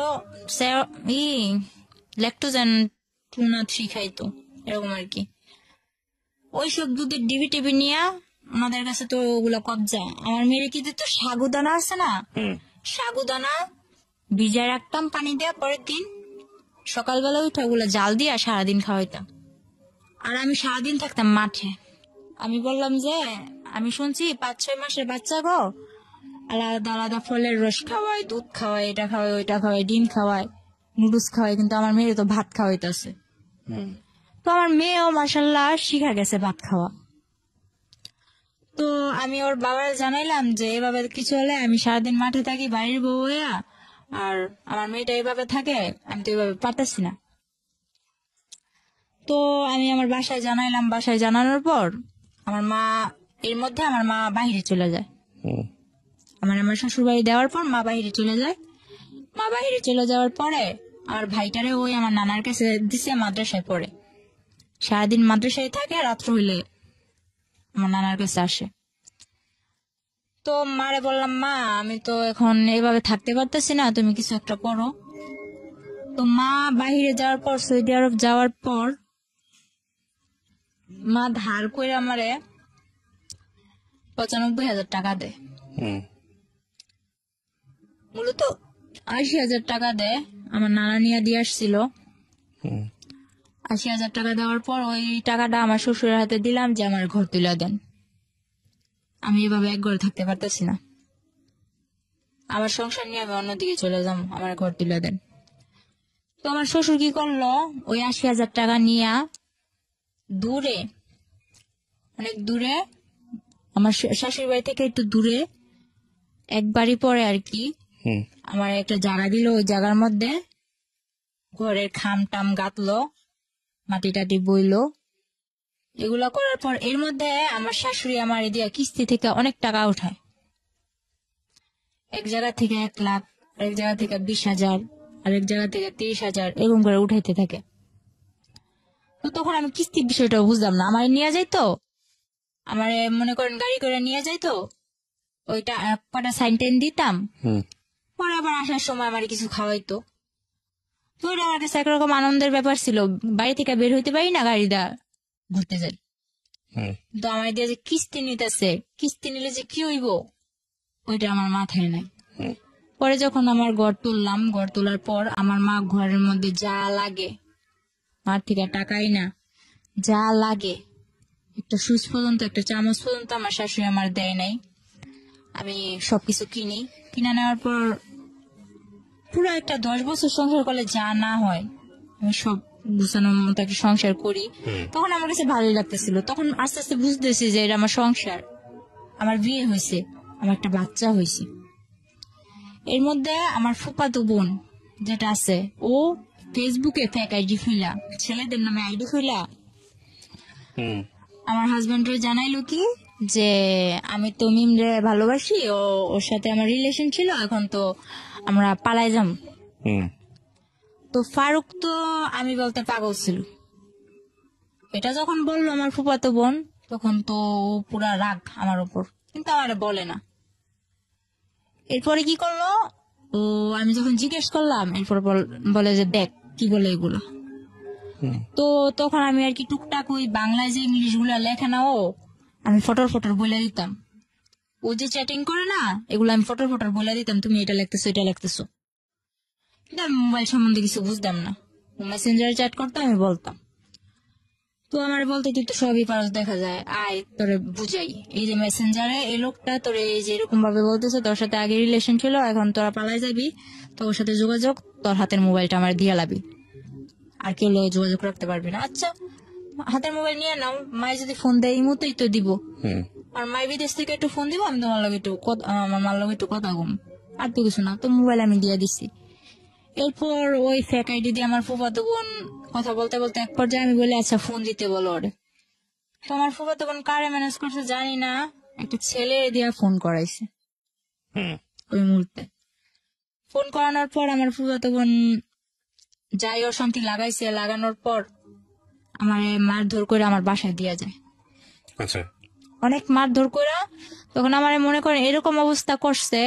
আমার বাচ্চাটা ছোট ছিল, ও পাটা আছে না, শিল পাটা, হুম আমি খাটের নিচে বসে রয়েছি, ও খাটের উপর দাঁড়ায় ওই পাটা আমার মাথায় ছেড়ে দিচ্ছিল। আমি 7 দিন অব্দি আইসিইউতে ছিলাম। ও আর ও যদি মারতো তাহলে বেশিরভাগ মাথায় মারতো, আর যে জায়গায় আমি কারোর কাছে বলতে পারবো না ওই জায়গায় মারতো। বলতো যে তুই যখন আমার হবি না, কার জীবনে আমি তোর যেতে দিব না, এরকম করে আমার মারতো। তো এক পর্যায়ে আমি 7 দিন আইসিইউ থেকে আসার পর আমি এখনো বলি নাই যে আমি 7 দিন অব্দি আইসিইউতে ছিলাম, হুম কারণ আমার মা অনেক কষ্ট পাইবো। পরে আমার বাসায় দিয়া যায়, আমার মেয়ে সহ দিয়া যাওয়ার পর আমার ভাইটারে নিয়ে আমি থাকি। এদিকে আমি বাসায় এসে দেখি আমার ভাই, ছোট ভাইরে আমার ভাইয়ের হাড় নিয়ে হইছে। হুম হাড় নিয়ে হওয়ার পর আমার ভাই বয়স অনুযায়ী বিছনায় প্রস্রাব করে দেয়। হুম আমার বাবা, যে বাবার সাথে আমার মার কোনো যোগাযোগ নাই, আমার ভাইয়ের এই রোগটার জন্য প্রথমত আমার বড় খালারে টাকা দিছে 40,000 ওর চিকিৎসা করতে। বড় খালাই করে নাই, মেজু খালাও ছিল, ও ওনাদের বাসায় গেলে ভালো মন্দ কিছু খাওয়াই দিত আমার ভাইটারে, ব্যাস এতটুকু। আর ছোট খালায় বিয়ে দিছে, ছোট খালায় তেমন একটা আমাকে করে না। বড় মামার বউ আইছে, বড় মামাই তো বউর কথায় ওঠে আর বসে। নানার কাছে ও টাকা দিছে, নানাও চিকিৎসা করে নাই। হুম শেষে না পাইরা আব্বুরে মায় কল দিছে, নাম্বার জোগাড় কইরা কল দিয়ে বলতেছে যে আমার ছেলে অসুস্থ, আমার ছেলের চিকিৎসা করো। আব্বুরেও টাকা দিছে মায়, মোটা অঙ্কের টাকা দিছে সবাইরেই, কিন্তু কেউ চিকিৎসাটা করে নাই। আমি যখন চলে আসি, চলে আসার পর আমার মা আমার হাতে কিন্তু টাকা দেয় নাই।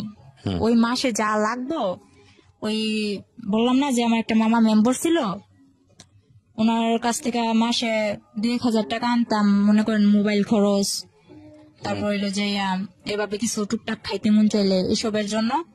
আর বাজার যা করা লাগতো বাজারে ফোন দিয়ে কয়ে দিতাম যে রসুন মোমবার এগুলা পাঠাইতে কইছে, ওনারা পাঠাই দিত। মাঝে মাঝে আমি যাই নিয়ে আসতাম। তো এর মধ্যে আমার বাড়িতে একটা উঠলো কি যে এই মেয়ে কেন এই বাড়িতে থাকবে, ও তো ভাইগা চলে গেছে। হুম তো আমি যা করি ওই মেম্বরের জানাই করি, মেম্বরের কথা ছাড়া আমি উঠে বসি না। কিন্তু গ্রামের মানুষ আমার নামে আজে বাজে কথা বলা শুরু করলো। তো আমার ওই যে বললাম না এর আগে আমার একটা রোগ হয়েছে, ওই রোগটা আবার দেখা দিচ্ছে। আমার বাবু হওয়ার 1 বছর পর আবার দেখা দিল। হুম দেখা দেওয়ার পর ওই রোগটা নিয়ে আমি অনেক দৌড়াদৌড়ি করতেছি, কবিরাজ বাড়ি, ডাক্তার কাছে, নারায়ণগঞ্জ ডাক্তার, ঢাকা এসব দৌড়াদৌড়ি করতেছি। তখন আমার মেয়েটারে আমার ছোট ভাই রাখতো, আমি একা একা দৌড়াদৌড়ি করতাম।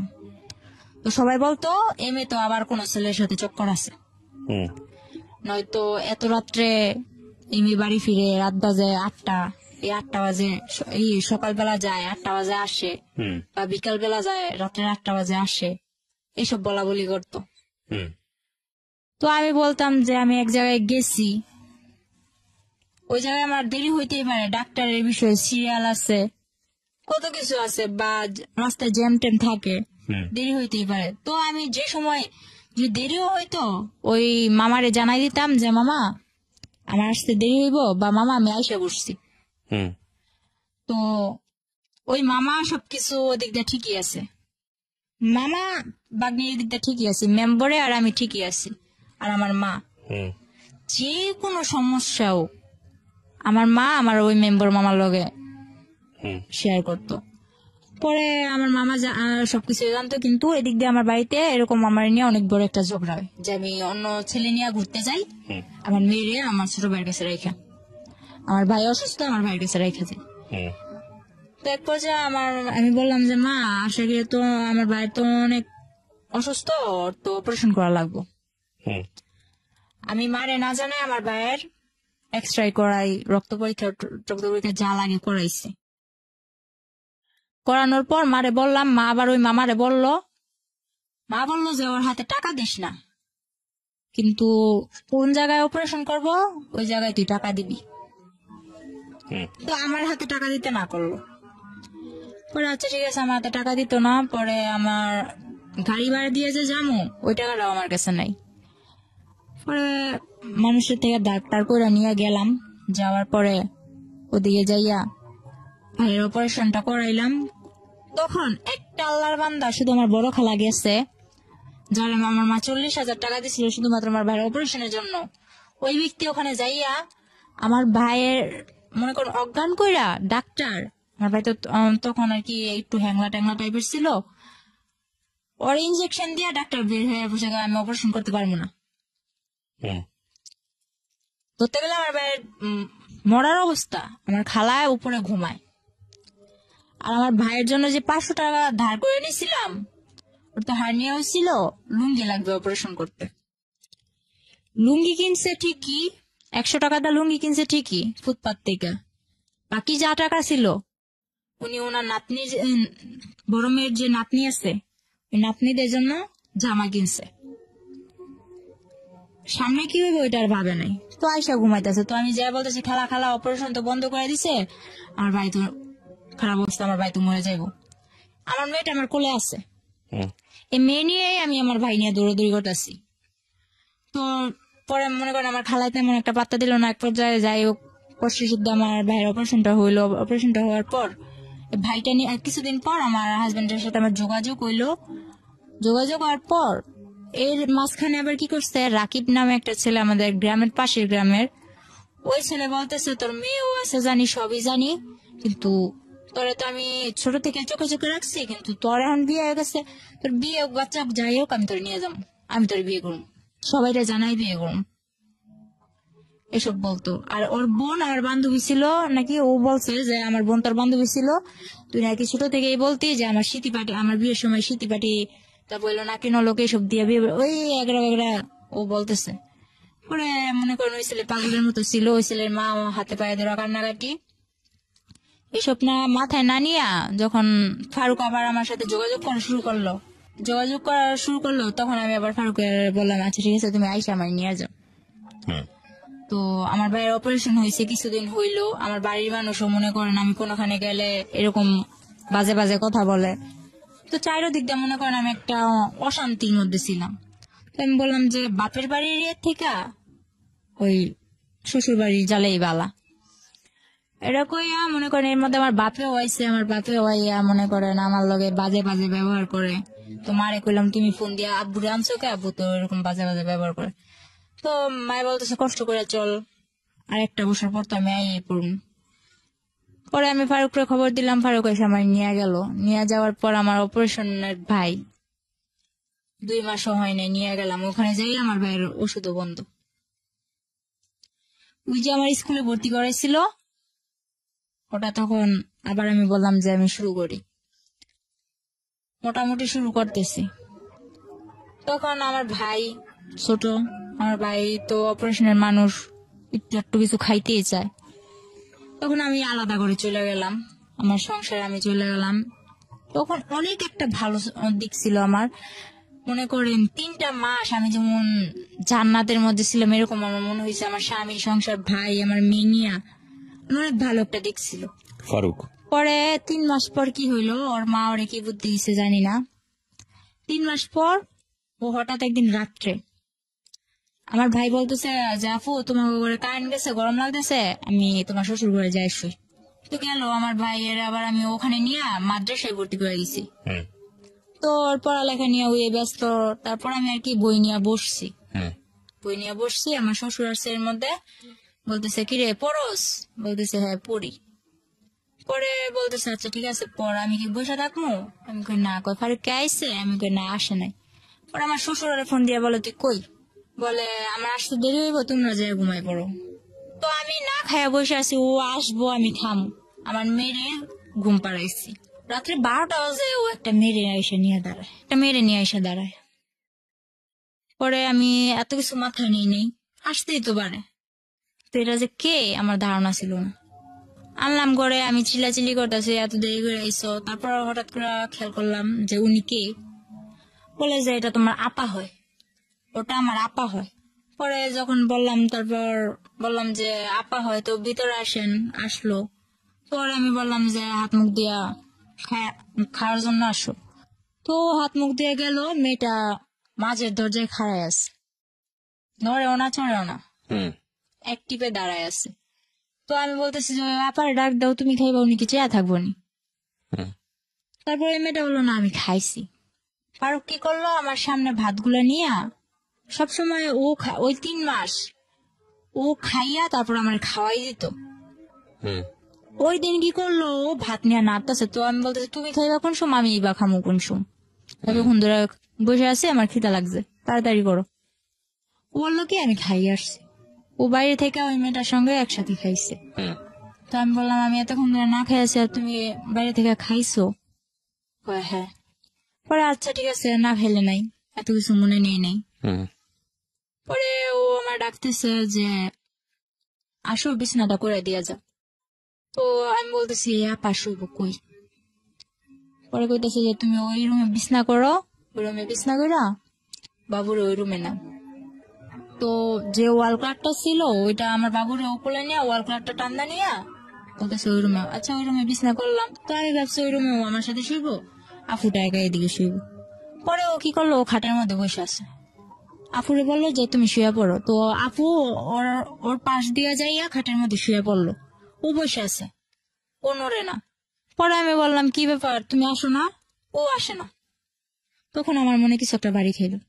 আমি সারা রাত মাঝ দরজায় বসে আছি, কিন্তু আমার কোনো কথা নাই, শুধু চোখ দিয়া পানি পড়তেছে যে আসলে কি হইতেছে। পরে সকালবেলা আমার শাশুড়ির খবর দিলাম। খবর দেওয়ার পর আমার শাশুড়িও কিছু করলো না। 3 দিন মেয়েটা আমাদের বাড়িতেই থাকলো। কিন্তু আমার ভাইরে এক বিন্দু বুঝতে দেয় নাই যে ফারুক ওরে আনছে কি ভালো মন্দ।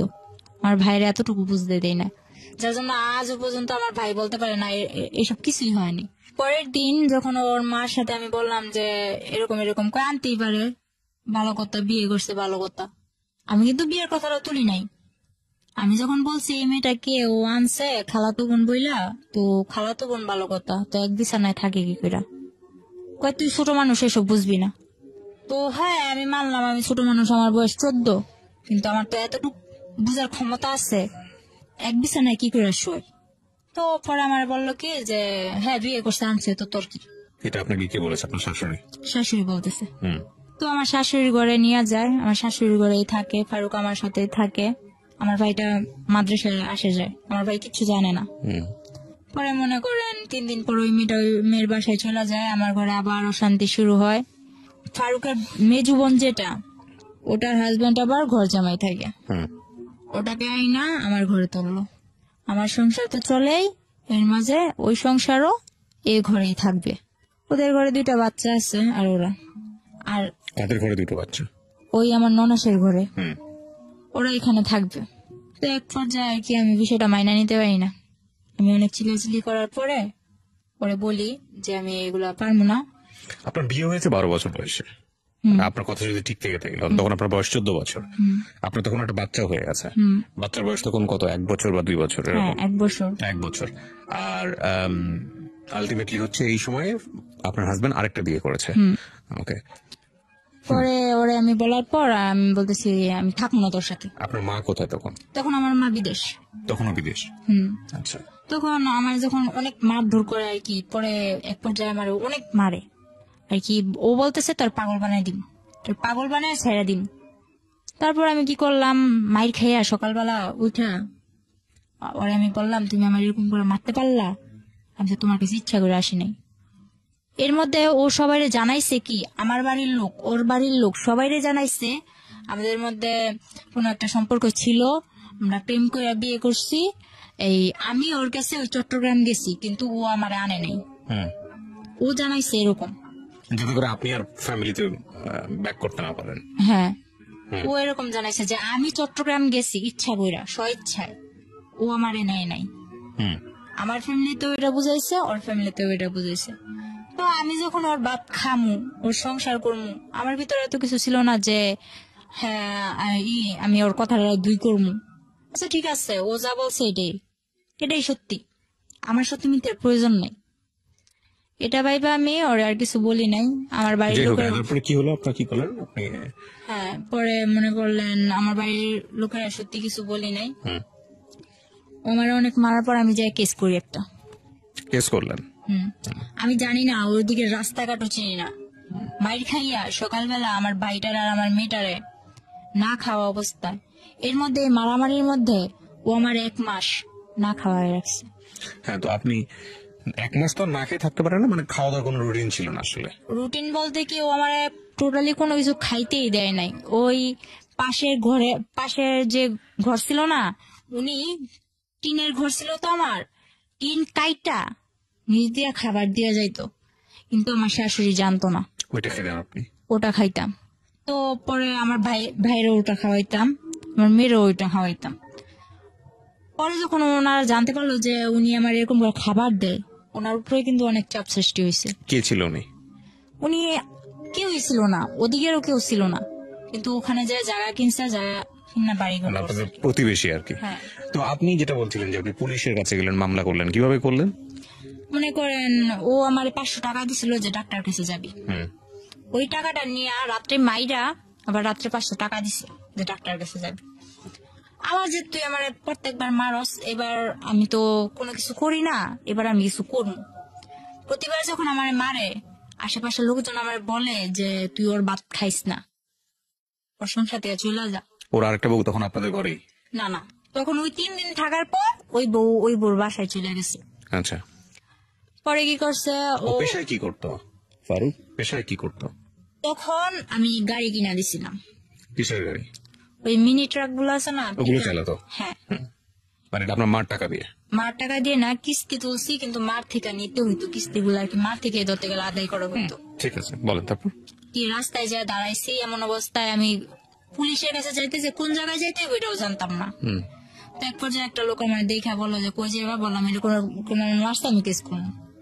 তো ওই লোকটা বিনা স্বার্থে বিনা ভাড়ায় আমার নিয়ে যায় থানায়। হুম। তারপর যে কেস লেখলো, মানে 200 টাকা রাখছিল। এরপর স্যারের কাছে নিয়ে যায়, স্যারের কাছে নিয়ে যায়, এসআই মনে করেন বলে আচ্ছা ঠিক আছে দেখবো, টাকা দেন। তো 500 টাকা আমার কাছে ছিল, তারপর কইছে আমার কাছে 1 টাকাও নেই। আমি এরকম রাস্তার মধ্যে আসছি, এক ব্যক্তি আমার নিয়ে এসে, আমি এতটুকুই, হুম। এর বেশি আমার কাছে আর কিচ্ছু নাই। এটা শোনার পর যে কেসটা লাগছে, উনি চোখের পানিগুলো ছাইড়া দিল। এরপর মনে করেন আমি বললাম আপনি আমার কেস যদি নেন, যদি মায়া লাগে, যদি আপনার ঘরে মেয়ে থাইকা থাকে তো নেন, আর যদি না নেন তাহলে কিছু করার নেই, আমি চলে যাই। হুম। এটা বললে আমি চলে আসি। চলে আসার পর ওনার নাম্বারটা নিয়ে আসি, হুম। এসআই স্যারের নাম্বারটা আমি নিয়ে আসি। পরে আসার সময় ওই যে কেস লেখছে, হুম। উনি আবার আমার 1 কাপ চা খাওয়াইলো আর 100 টাকা দিয়া বললো গাড়ি ভাড়া দিয়ে চলে যাবে। হুম। তো গাড়ি ভাড়া দিয়া আসার সময় ফারুক আবার আমার দেখছে যে আমি থানার দিক থেকে আসতেছি, হুম। ও গাড়ি চালাইতেছে। পরে মনে করেন ও থানার থেকে ওদিকে গেছে, থানার ওদিকে গেছে, ও কিছু জানতে পারে নাই হুম। যে আমি গেছি কি ভালো মন্দ। বাসায় এসে আমার জিজ্ঞেস করছে কই গেছিলি, কাজিরহাট। আমি কাজিরহাট আমি ডাক্তার কাছে গেছিলাম। কই কাজিরহাট তো কোনো ডাক্তারের দোকান নাই। তো আমি বলতেছি একজন বলছিল আছে, তো গেছিলাম পাইনি, হুম। একটা বানাই টানাই বলে দিচ্ছি। হুম। পরে আমার তোর মার সাথে ফোন করতে দেয় না।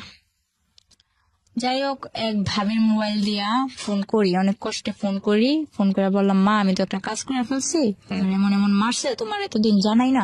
ওর কাছে আমি যতই মাইর খাইছি আমি কিন্তু আমার মারে জানাই নাই, ঠিক আছে। পরে মনে করেন মারে জানানোর পর মায়ে কয় তুই এটা কি করছিস, তুই কে স্ক্যান করছিস, তুই এটা ভুল করছিস। তো মারে বললাম আমারে মারছে, ওইটা কি ভুল না। এটা বলার পর মা মনে করেন আর কিছু ভাবলো না, মা টিকিট কাটলো, বাংলাদেশে চলে আসবো। হুম। মা ডাইরেক্ট আমার শ্বশুর বাড়ি আসে কেস করার 1 সপ্তাহ পর। হুম।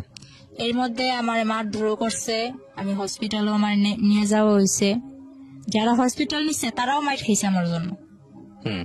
এরকম ভাবে মারতো। আর যতবার মারতো, ওই আমার বাবা যেমন আমার সামনে রেখে আমার মারে মারতো না, ওরকম আমার মেয়েটারে আর আমার ভাইটারে সামনে রেখে আমারে মারতো। হুম। তো হয়তো বা ওই সময়টা আমার ভাইটারে নিয়ে গেছিলাম দেখে আমি জীবিত আছি এই যে পর্যন্ত। যতবার মারছে আর মাইরা ফেলার চেষ্টা করছে ততবার আমার ভাইটা সামনে যায় দাঁড়াইছে আর কি। হুম। পরে ওরে কি করব, ওর আর কিছু করার নাই। মায় গেল, মায় যাওয়ার পর মায় অনেক টাকা পয়সা ভাঙলো কেসের মধ্যে। আমরা যদি 5,000 খাওয়াই ওরা 10,000 খাওয়াই, ওরা যদি 10,000 খাওয়াই আমরা 20,000 খাওয়াই। এরকম করতে করতে এক পর্যায়ে কেসটা কিভাবে ওরা নামাই নিয়ে এসে বসছে টাকা দিয়ে। তো কি করছে, মা বলতেছে 3 দিন পর মা বলতেছে কই আমি বাসায় চলে যাই, আমারও তো ঘর দুয়ার যায় ঝাড়তে লাগবো।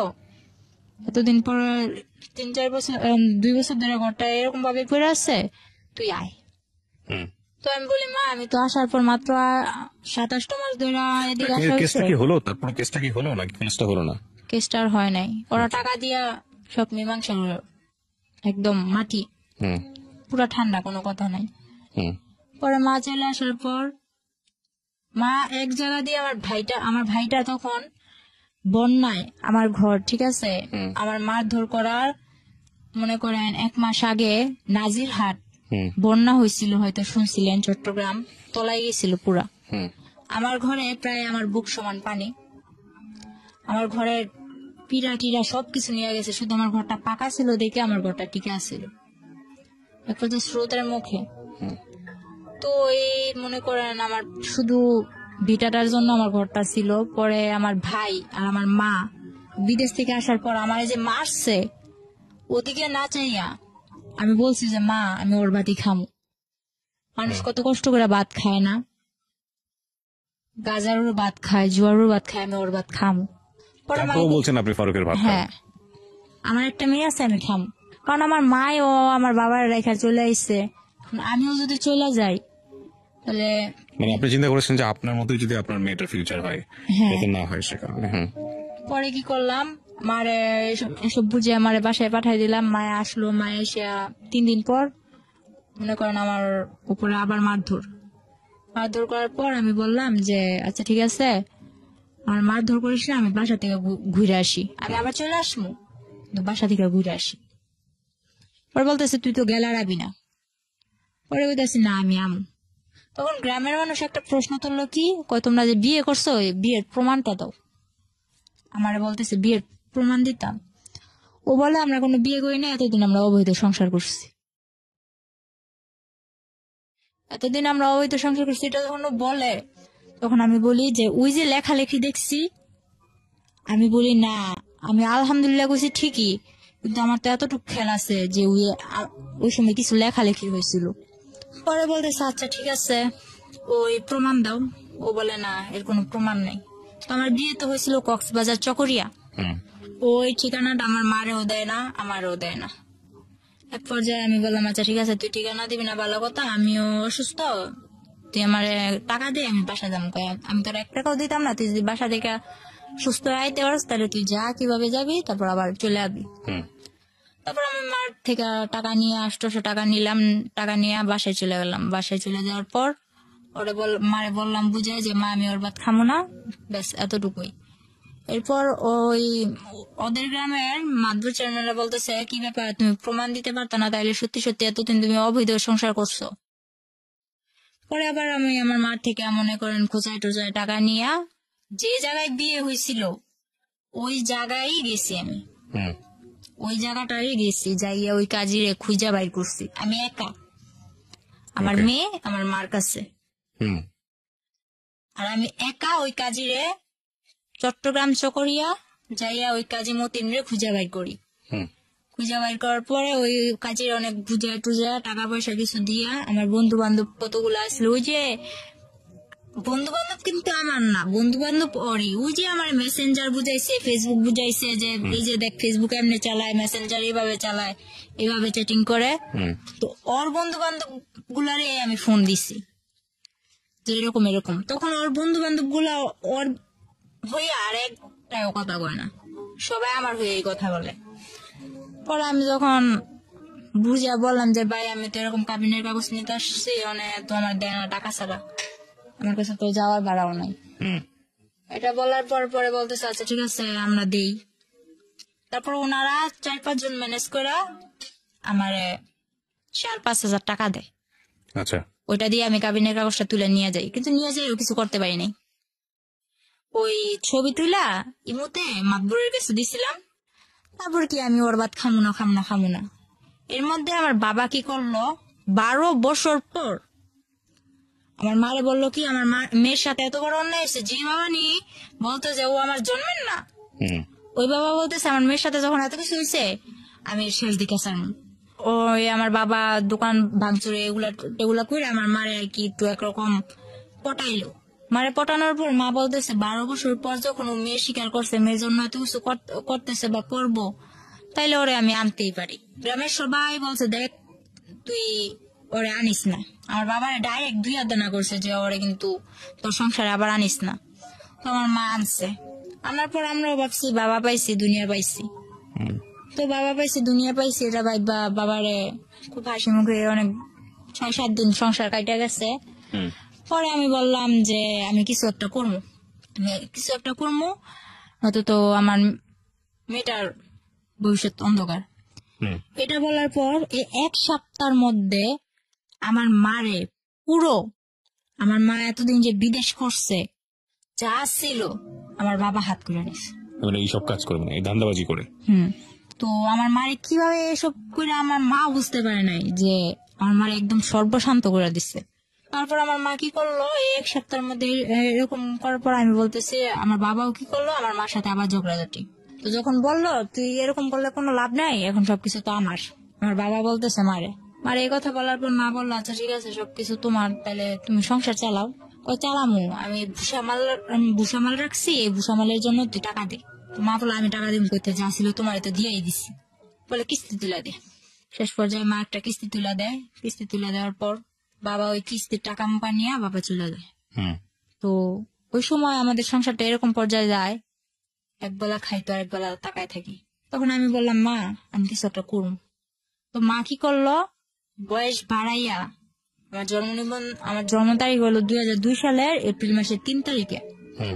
তো আমার জন্মের 1995 সালে না কয় সালে কি আমার 25 বছর করে একটা পাসপোর্ট করে, জন্ম নিবন্ধনের কার্ড করে 11 দিনে আমার মা পাসপোর্টটা বের করে টাকা দিয়া, ধার করে টাকা নিয়ে আমার পাসপোর্ট করছে আর বাইরে পাঠাই দিব। বাবা 1 মাস পর আবার এসে বলতেছে আমি সংসারের হাল ধরমু, মাইয়াটা বিদেশ পাঠানো লাগতো না, মায়ের বিয়া দিব। আমার মেয়েটা আছে বলতেছে নাতিন আমি পালমু, মাইয়া বিয়া দিব। তখন মা এখনো জানে না, কিন্তু আমি খবর নিয়ে দেখছি এমন একটা ছেলের সাথে বিয়ে দিতে চায় যে মনে করেন, আমি মনে করি যদি গরিবের ভাতও খায় না, বাসতলায়ও থাকে না, তাও সুখ আছে, কিন্তু যারা নেশা করে তাদের ভিতরে সুখ নেই। এটা জানার পর আমি মনে করেন বাবার সাথে অনেক রাগারাগি অনেক কিছু, পরে আমি আবার ফারুকের সাথে যোগাযোগ করা শুরু করি লুকায় টুকায়। আমি চলে আসার পর বাবা 3 মাস আমার মোবাইলটা বন্ধ রাখে। বন্ধ রাখার পর ফলে ফারুক আমার ফোন দিয়া পায় না, আমিও ফারুকের কাছে ফোন দিতে পারি না। তো ও ভাবে যে ওর ভাত খামো না, এজন্য যোগাযোগ করি না। তো এটা ভাবার পর ও আমার টেনশন মাথা থেকে সারিয়ে দেয়। ও ওই যে আগে যে একটা বিয়ে করছে, ওই বিয়ের পরও আমাদের নারায়ণগঞ্জ নবীগঞ্জ এর মধ্যে এদিকে এসে একটা গার্মেন্টস এর মেয়ে বিয়ে করে, মানে সে বিয়ের উপরেই আছে আর কি মোটামুটি। পরে আমি জানতে পারি যে কোনো ভাবে, জানতে পারার পর ওরে বলি যে তুমি এরকম বিয়ে করছো। বিয়ে করছি ঠিক আছে, তুই যদি নারায়ণগঞ্জ আইসা আমার জন্য টাউনে আইসা কোন একটা কাজ কর্ম ঠিক করস, তাহলে আমি তোর কাছে পড়বো, একটা বাসা লবি, তুই আর আমি থাকবো। তো আমি বললাম যে বাবা আমি বিয়ে করবো না। তখন আমার বাবা আমারে অনেক মারধর করে। আপনি আবার চলে যান ফারুকের কাছে? চলে যাই না, ও আমার কাছে আসে না। আপনি জেনে রাজি ছিলেন? হ্যাঁ। পরে বাবা আমার অনেক মারলো, মনে করেন আমারে তো বাবুর আব্বু মারছে, ফারুক তো আমারে মারছে, কিন্তু ফারুকের থেকে দ্বিগুণ আমার বাবা আমারে মারলো। পরে আমার জন্য মা অনেক মার খাইলো। পরের দিন আমি বললাম যে আমি থাকবো না, আমি চলে যাবো। তো কিছুতে আমার ঘর থেকে বের হইতে দেন আমার মা। পরে কি করলাম, বললাম আমি খালাগো বাসায় যাবো, আমার কাছে ভালো লাগতেছে না, খালাগো বাসায় যাবো। এটা বইলা 40টা টাকা নিয়ে আমি ঘর থেকে বের হয়েছি, গাড়ি ভাড়া নিয়ে আর কি। 40 টাকা নিয়ে ঘর থেকে বের হয়েছি। এরপর আমি পাসপোর্ট করতে যাই একটা মেয়ের সাথে, ওই সেন্টারে থাকে না, ওই সেন্টারে একটা মেয়ের সাথে আমার পরিচয় হয়েছিল। ওই মেয়েটার আমি কল করলাম যে শাপলা, আমি তো এরকম এরকম বাসা থেকে বের হয়ে চলে আসছি, এখন আমি তোমার কাছে যাবো। আমি খালাগো বাসায় গেলাম না, আমি ঢাকা টঙ্গী চলে আসি, আব্দুল্লাপুর, ওই মেয়েটার কাছে। মা তো ওদিক দিয়ে আমার মেয়ে কই গেছে, মা তো পুরা পাগল। বাবা পুরা আর কি ছড়াই দিছে যে অন্য ছেলের সাথে রিলেশন ছিল, অন্য ছেলের সাথে, হ্যাঁ এরকম। আর এর মধ্যে আমার যে মোবাইলটা ছিল ওখানে আর কি আমার দেওর, তারপর হইলো ওর গ্রামের আশেপাশে বা অন্য যারা গাড়ি চালাইতো দু একজনের নাম্বার ছিল না, ওইরকম নাম্বার গুলা নিয়ে সবাই আমার বাবা বিরক্ত করলো যে কার সাথে গেছে আমার মেয়ে, এগুলো আসলে লোক দেখানোর জন্য। পরে আমার বাবা এরকম করার পরে আমি চলে আসলাম। তারপর ওই ফেসবুকে ওরই বন্ধু এক আনোয়ার, ও ওমান থাকে, ও কি করলো হঠাৎ করে আমার ফোনে ফোন দিল। তখন আমি ওই শাপলার কাছে, যে মেয়েটার সাথে আমার পরিচয় হয়েছিল, ওই মেয়েটার কাছে, শাপলার কাছে। পরে কি করলাম, ওই শাপলার কাছে যাওয়ার পর আমি ওই আনোয়ার কল দিছে আমারে। কল দেওয়ার পর আমি রিসিভ করি না, ও রিসিভ করে, বললো যে মিম কই। বলে মিম তো ঘুমাইতেছে, ও তো অনেক অসুস্থ, ও তো ওর বাড়ি ছেড়ে চলে আসছে, ওর বাবার অনেক মারধর করছে, ও তো এখন চলে আসছে। ও কি কিছু খাইছে? ওই আনোয়ার আবার আমার প্রতি একটু দুর্বল ছিল, এটা আমি জানতাম না, তখন জানলাম ও কি কিছু খাইছে। পরে শাপলা বললো না খাই নাই, আমার কাছে টাকা নাই, খাওয়াইতে পারেনি। ওই ছেলে আবার কি করছে, আমারে কিছু না বইলা, আমার সাথে কিন্তু ওর সাথে তখন ওরকম কোনো সম্পর্ক নাই, বন্ধু হিসেবেও কোনো সম্পর্ক নাই। ও কি করলো, বললো যে তুমি এখন বিকাশের দোকান যাও। ওই মেয়েটার সাথে সাথে বিকাশের দোকানে যাওয়ার পর 10,000 টাকা দেয় ওরে আমার খাওয়ানোর জন্য, কিন্তু আমি জানি না। পরে ওই মেয়েটা আমার নিয়ে আমার বলে না, আমার ফোনে আর ফোন দেয় না, ওই শাপলার নাম্বার নিয়ে শাপলার সাথে যোগাযোগ করে আমি কেমন আছি, ভালো আছি কিনা শাপলারে জিজ্ঞেস করে, তো আমারে জিজ্ঞেস করে না। পরে শাপলা আমার খাওয়াইতেছে দাওয়াইতেছে খুব ভালো। এর মধ্যে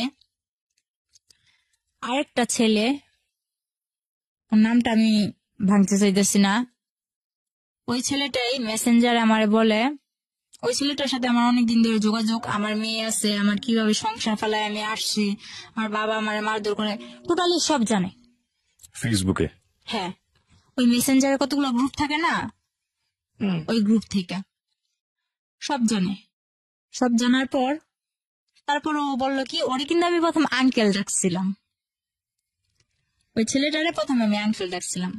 পরে ওই ছেলেটা বলে যে, আমি বলতেছি যে এক পর্যায়ে যখন আমি ওই টঙ্গী আব্দুল্লাপুরে চলে আসি, এরপর আস্তে আস্তে আমি ওই মেসেঞ্জারে কথা বলা শুরু করি ফারুকের সাথেও, আর ওর বন্ধু বান্ধবের সাথেও, আর আমার কিছু বন্ধু বান্ধব আছে ওদের সাথেও। এরকম করতে করতে অনেক বন্ধু বান্ধব হয়ে গেল।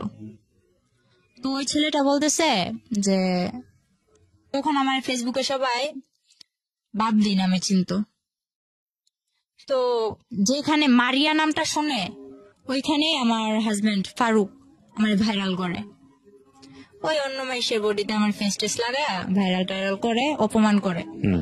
তো আমার এক ফ্রেন্ড আমার মিম আক্তার নামে একটা আইডি খুলে দিল।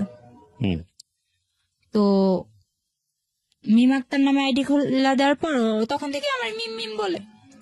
যখন ওই ছেলের সাথে আমার পরিচয় হইলো, ওই ছেলের সাথে পরিচয় হওয়ার পরে আমি বলতেছি যে এরকম এরকম, আমার একদিন জিজ্ঞেস করতেছে যে তোমার সমস্যা কি, তুমি কারোর সাথে বেশি মিশো না কেন, আর তোমার দেখলে সবাই এত অপমান করে কেন। এটা যখন বলছে তখন আমি সবকিছু ওর কাছে ভেঙে বললাম। তখন ও আমার বললো, কয় আমারও একটা বোন আছে, ও ইন্ডিয়া চলে গেছে, ওর নামও আমার নাম যেটা, ওর নামও এটা। তারপর যা বললো যে তুমি যদি আমাদের এখানে আসো তাহলে আমি কাজ ঠিক করে দিতে পারি তোমারে। তো আমি এতটুকু বিশ্বাস নিয়ে গেছিলাম, আর যাওয়ার আগে ও আমার এতটুকু ভরসা দিছিল যে ওর কাছে যাওয়ার পর আমার কোনো ক্ষতি হইব না, আমার গায়ে একটা আচরণ লাগতো না। যাওয়ার পর যেটা হইলো, কিছুদিন ভালো হয়েছিলাম, একটা বাসায় উঠলাম, তো ওই আনোয়ার এদিক দিয়ে আমার জন্য পাগল, শাপলারও পাগল করে দিতেছে, ওইটাও আমি জানি না। আনোয়ারের মা আমারে ফোন দেয়, আনোয়ারের ভাবি আমারে ফোন দেয়, ফোন দিয়ে আর কি যা ইচ্ছা তাই। পরে মনে করেন ওই ছেলেটার ওখানে যাইয়া কিছুদিন ভালো ছিলাম, একটা ফ্যামিলিতে যাই আমি উঠার পর ওই ছেলের সাথে মনে করেন ও আমার কাজ ঠিক করে দেয়, কাজ টাজ করি। পরে এক পর্যায়ে ও আমার কি করলো, আমার অনিচ্ছাকৃত ভাবে ও আমার পুরোটা যাই না, আমার সাথে জোর করা মনে করেন ফিজিক্যাল ভাবে আর কি হ্যাঁ। পরে এরকম করতে লাগলো, এরকম করতে করতে তিনবার আমার সাথে এরকম বাজে এরকম হয়েছে। তখন আমার মার কাছে। আপনি ছেলেটার কাছে কেন গেলেন?